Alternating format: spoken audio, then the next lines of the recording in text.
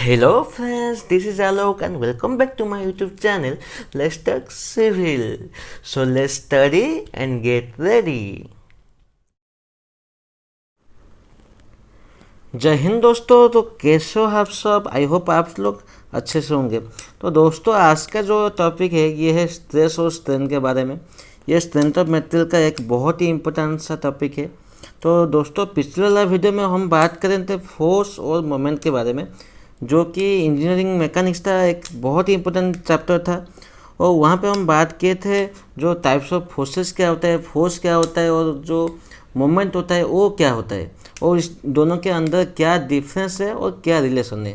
तो आज का जो टॉपिक है ये है स्ट्रेस और स्ट्रेन के बारे में। तो यहाँ पे हम डिस्कस करने वाले हैं कि स्ट्रेस क्या होता है और स्ट्रेन क्या होता है, और जो स्ट्रेस और स्ट्रेन होता है इसका क्या क्या टाइप्स होता है, और इसके साथ साथ हम बात करेंगे पॉइजन रेशियो और यंग्स मॉडुलस के बारे में, और उसके साथ लास्ट में हम बात करेंगे हुक्स लॉ के बारे में।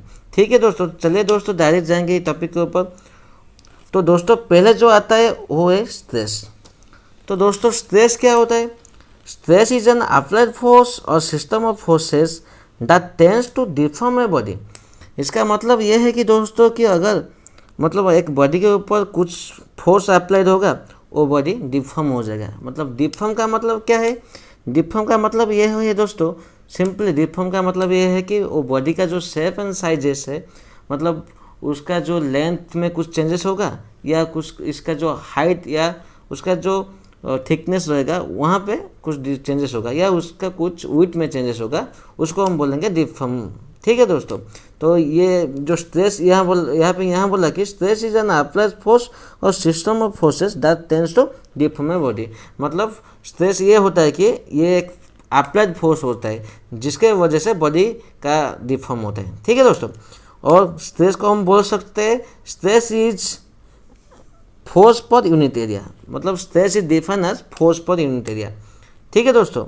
और जो फोर्स होता है इसको हम लोड भी बोल सकते हैं, इसलिए इसको हम लोड पर एरिया भी बोल सकते हैं।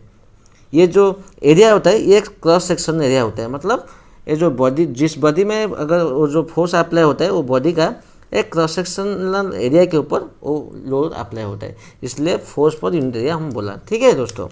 और जो स्ट्रेस होता है इसका यूनिट क्या होता है दोस्तों? जैसे कि हम यहाँ पे बोला कि फोर्स पर यूनिट एरिया, तो फोर्स का न्यूटन क्या है दोस्तों? फोर्स का यूनिट न्यूटन है। और एरिया का यूनिट क्या होता है? mm² होता है, इसलिए स्ट्रेस का यूनिट हो गया न्यूटन पर mm²। और जो MK यूनिट के हिसाब से फोर्स का यूनिट क्या होता है? kgf, और एरिया का यूनिट क्या होता है? मीटर², इसलिए kgf पर मीटर² है। ठीक है दोस्तों। और सीजीएस में वैसे ही डाइन पर सेंटीमीटर²। ये मतलब यूनिट होता है स्ट्रेस का। तो इसके बाद हम जाएंगे स्ट्रेन के बारे में। तो स्ट्रेस के बारे में तो हमको पता चल गया है कि स्ट्रेस क्या है और इसका यूनिट क्या है। अभी देखेंगे स्ट्रेन क्या होता है। स्ट्रेन क्या होता है? व्हेन एन एक्सटर्नल फोर्स और system of forces act on a body it undergoes some deformation. This deformation for unit length is known as strain. इसका मतलब है दोस्तों कि अगर एक बॉडी के ऊपर कुछ फोर्स, एक्सटर्नल फोर्स अप्लाइड हुआ है, उसके बाद वो बॉडी में डिफॉर्मेशन हो गया, उस बॉडी डिफॉर्मेशन हो गया, उस बॉडी में कुछ चेंजेस आ गया लेंथ पे, या उसका जो विड्थ पे, या उसका कुछ हाइट पे चेंजेस आ गया। ठीक है दोस्तों। हाइट मतलब थिकनेस बोल सकते हैं आपको। वो जो थिकनेस या लेंथ या विड्थ से कुछ चेंजेस आया, जो डिफॉर्म हुआ, वो डिफॉर्म को हम बोलते हैं स्ट्रेन। वो जो डिफॉर्म हुआ मतलब कितना डिफॉर्म हुआ, मतलब पहले कितना लेंथ था, उसके मतलब जो लोड अप्लाई होने के बाद लेंथ में कितना चेंजेस है। अगर लेंथ में कुछ ज़्यादा है या लेंथ कम हो गया है, वो जो चेंजेस है, कितना चेंजेस है, उसको बोलते हैं हम स्ट्रेन। ठीक है दोस्तों। मतलब कितना चेंजेस है और कितना था पहले, ये दोनों के बीच में जो डिफरेंस है उसको बोलते हैं हम स्ट्रेन। ठीक है दोस्तों। इसलिए हम लिखा है यहाँ पे कि strain is change in length to the original length. मतलब कितना लेंथ में कितना चेंजेस आया और कितना ओरिजिनल लेंथ था। इसको हम डेल्टा L बाई एल भी लिख सकते हैं। ठीक है दोस्तों। अगर आपको कोई पूछेगा P क्या होता है, मतलब ये जो स्ट्रेस को हम P भी लिखते हैं। ठीक है दोस्तों। मतलब P इक्वल टू F/A। मतलब क्या होता है? यहाँ पे P होता है स्ट्रेस, F होता है फोर्स, A होता है एरिया। ऐसे ही स्ट्रेन में क्या होता है, स्ट्रेन क्या होता है, स्ट्रेन होता है small E equal to delta L by small L. ठीक है दोस्तों, डेल्टा एल होता है change in length, small L होता है ओरिजिनल लेंथ। ठीक है दोस्तों, जो स्ट्रेन है इसका कोई यूनिट नहीं है, क्योंकि इसका जो ऊपर क्या है, ऊपर एल है, एल मतलब क्या, लेंथ का यूनिट क्या होता है मीटर, और नीचे का एल जो है उसका यूनिट क्या है मीटर, दोनों मीटर मीटर कट जाएगा तो क्या होगा, कुछ भी नहीं रहेगा, इसलिए इसका यूनिट नहीं है, तो इट इज़ यूनिटलेस। ये आपको ध्यान में रखना चाहिए कि स्ट्रेन का कोई यूनिट नहीं है, लेकिन स्ट्रेस का यूनिट मैं यहाँ पे बता दिया आपको। ठीक है दोस्तों, और हम देखिए ये डायग्राम पे अच्छे से समझ जाएंगे कि जो स्ट्रेन क्या होता है। देखिए दोस्तों, यहाँ पे मैं दो डायरेक्ट स्ट्रेस का मतलब जो स्ट्रेस लिखा हूँ, एक है टेंसाइल स्ट्रेस और एक है कॉम्प्रेसिव स्ट्रेस। जो टेंसाइल स्ट्रेस है मतलब यहाँ पे सपोज मान लो ABCD एक बॉडी है, ये जो ABCD बॉडी के ऊपर यहाँ पे एक टेंसाइल फोर्स अप्लाइड हुआ है। ठीक है दोस्तों, जब टेंसाइल फोर्स अप्लाइड हुआ है इधर, तो क्या हुआ है, इसके बाद इसका जो लेंथ था, मतलब ये जो लेंथ था AD जो लेंथ था, ये बढ़ के क्या हो गया AD' हो गया, क्योंकि यहाँ पे क्या अप्लाई हुआ है, टेंसाइल फोर्स अप्लाई हुआ है। ये आपको ध्यान में रखना चाहिए कि जब टेंसाइल फोर्स अप्लाई होता है इसका लेंथ बढ़ जाता है, लेकिन इसका जो विड्थ होता है ये विड्थ कम हो जाता है। देखो CD था CD' हो गया। अगर मान लो आप एक मतलब जो रबर होता है, मतलब जो रबर बैंड लगाते हैं हम, और रबर को अगर हम ऐसे मतलब दो हाथ में उसको मतलब खींच ले तो क्या होगा, उसका जो लेंथ थोड़ा मतलब पता नहीं चलेगा, फिर भी आप मतलब उसका आइडिया कर सकते हो, और जो रबर का मतलब जो लेंथ बढ़ जाएगा, लेकिन उसका जो विड्थ कम हो जाएगा, क्योंकि वहाँ पे टेंसाइल फोर्स एक्ट होता है। ठीक है दोस्तों, और वैसे ही इधर ये जो डायग्राम है ये क्या होता है, यहाँ पे कॉम्प्रेसिव फोर्स एक्ट हुआ है। तो देखो ये वाला बॉडी में अगर कॉम्प्रेसिव फोर्स एक्ट हुआ है, यहाँ पे क्या होगा, इसमें इसका जो लेंथ है जो AD था ये कम होकर AD' हो गया, मतलब इसका लेंथ कम हो जाएगा, इसका विड्थ लेकिन बढ़ जाएगा, क्योंकि कॉम्प्रेसिव फोर्स एक्ट हुआ है इधर। ठीक है दोस्तों, जहाँ पे हमको माइंड में ये रखना चाहिए कि जहाँ पे हमारा टेंसाइल फोर्स एक्ट होता है वहाँ पे उसका लेंथ बढ़ जाता है और विड्थ कम हो जाता है, और जहाँ पे कॉम्प्रेसिव होता है उसका वहाँ पे क्या होता है, उसका लेंथ कम हो जाता है और उसका विड्थ बढ़ जाता है। ठीक है दोस्तों, तो चलो दोस्तों अब देखेंगे थोड़ा टाइप्स के बारे में, मतलब क्या क्या टाइप्स का स्ट्रेस होता है और स्ट्रेन क्या क्या टाइप्स का होता है। तो देखते हैं मतलब अगले पेज में है,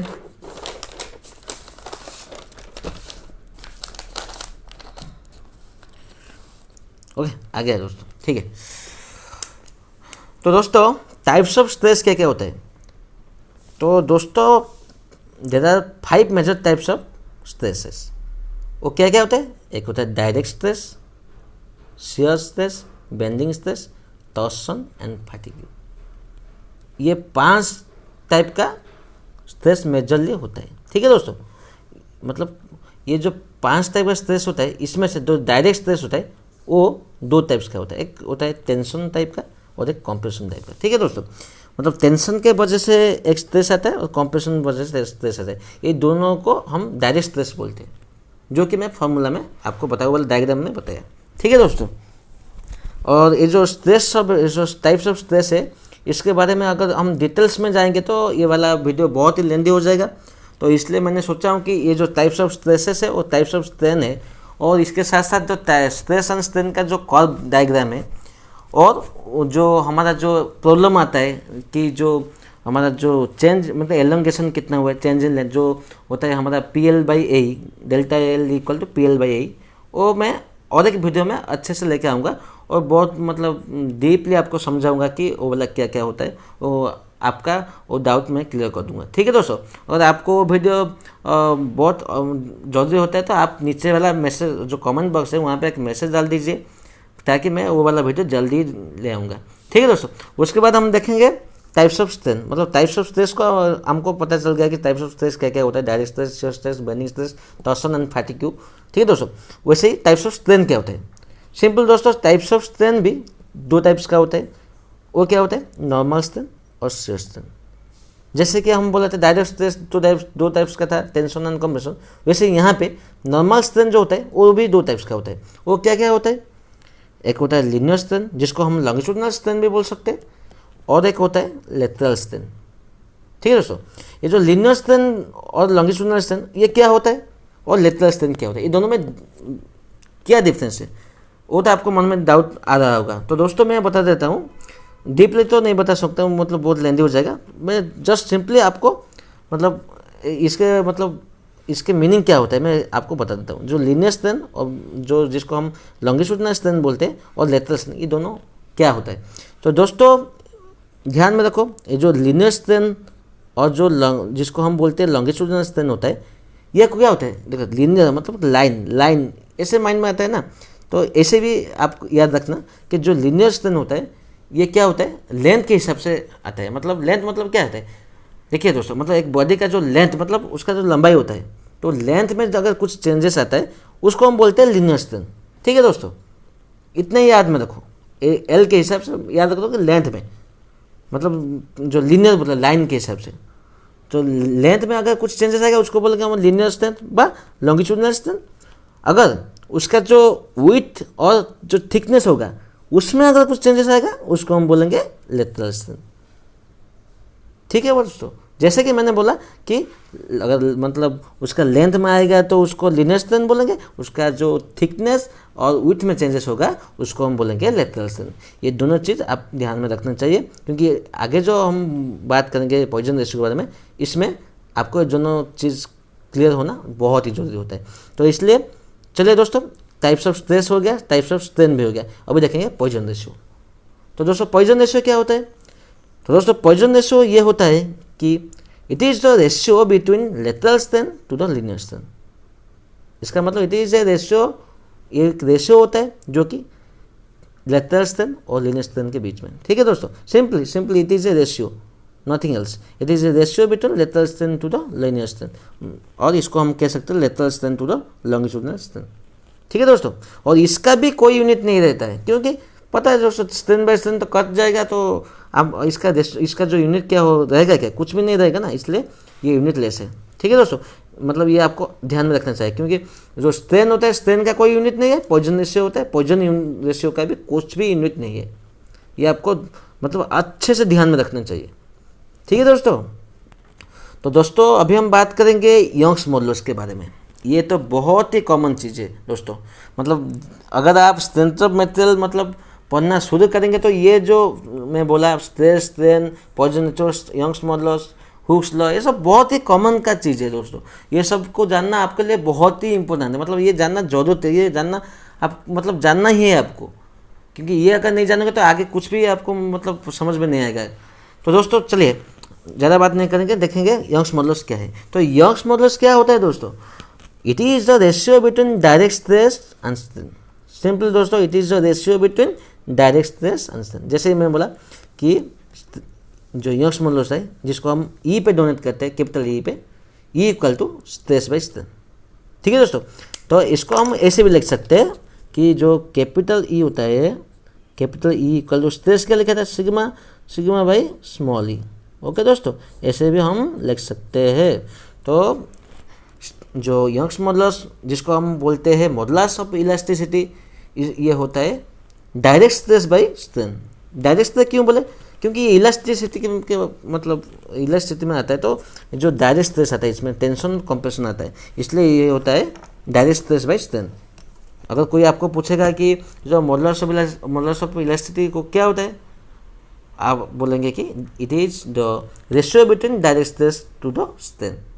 ठीक है दोस्तों, तो दोस्तों अभी तक हमको तो ये पता चल गया कि स्ट्रेस क्या होता है, स्ट्रेन क्या होता है, और पॉइजन रेशियो क्या होता है, और यंग्स मॉडुलस क्या होता है।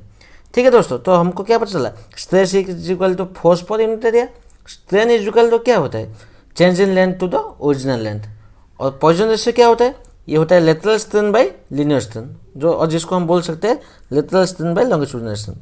ठीक है दोस्तों, लास्ट में जो हम सीखे वो क्या है, यंग्स मॉडुलस। यंग्स मॉडुलस क्या है, it is the stress by strain. ठीक है दोस्तों, तो अभी लास्ट में हम ये देखेंगे दोस्तों, ये है हुक्स लॉ।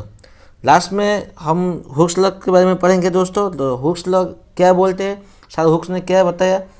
हुक्स लॉ ये बोलता है कि it is state that when a metal is loaded within elastic limit is stress is directly proportional to strain. ठीक है दोस्तों, इसका मतलब ये है कि शाहरुख ने यह बताया कि अगर एक मटेरियल लोडिंग कंडीशन में है, मतलब उसके ऊपर कुछ लोड अप्लाइड हुआ है और वो मटेरियल इलास्टिक लिमिट पर अगर है, तो उसका जो स्ट्रेस होगा वो डायरेक्टली प्रोपोर्शनल टू द उसका स्ट्रेन, मतलब उसका जो stress is directly proportional to the strain. इसका मतलब ये है कि अगर वो उसमें उसका जो स्ट्रेस बढ़ेगा तो उसका स्ट्रेन भी बढ़ेगा, अगर स्ट्रेस कम हो जाएगा देन स्ट्रेन भी कम हो जाएगा। ठीक है दोस्तों, ये बताया हमारा सर हुक्स ने, ये हो गया हुक्स लॉ कि एक चीज़ ध्यान में रखो, ये बताया जो विद इन इलास्टिक लिमिट, ये आपको याद रखना चाहिए। ये बताया कि within elastic limit stress is directly proportional to strain होगा। ठीक है दोस्तों, तो दोस्तों आज का वीडियो में इतना ही। तो दोस्तों ये वाला चैप्टर में अगर आपका कहाँ पे भी किसी पार्ट में भी अगर डाउट रहेगा तो दोस्तों डायरेक्ट आप वो जो हमारा कमेंट बॉक्स है वहाँ पे जाके आप एक मैसेज दे देना है, ताकि मैं आपका मैसेज देखकर आपको और भी अच्छे से समझाने के लिए कोशिश करूँगा। ठीक है दोस्तों, और ये जो होता है types of stresses, types of strain, ये जो चीज़ है तो मैंने सिर्फ ऐसे ही मतलब बेसिक्स थिंग्स बोला हूँ, मतलब ऐसे ही नॉर्मल बोल दिया हूँ, इसके बारे में तो ज़्यादा डीप नहीं गया मैंने। तो इसके बारे में एक डीप नॉलेज के साथ और एक वीडियो में ला के आऊँगा आगे। तो दोस्तों ये वाला वीडियो में अगर कहाँ पे भी डाउट रहेगा आप मुझे मैसेज कर दीजिए। ठीक है दोस्तों, मैं चलता हूँ, और दोस्तों आप लोग आपका अच्छे से ख्याल रखना दोस्तों। तब तक के लिए बाय बाय, जय हिंद दोस्तों।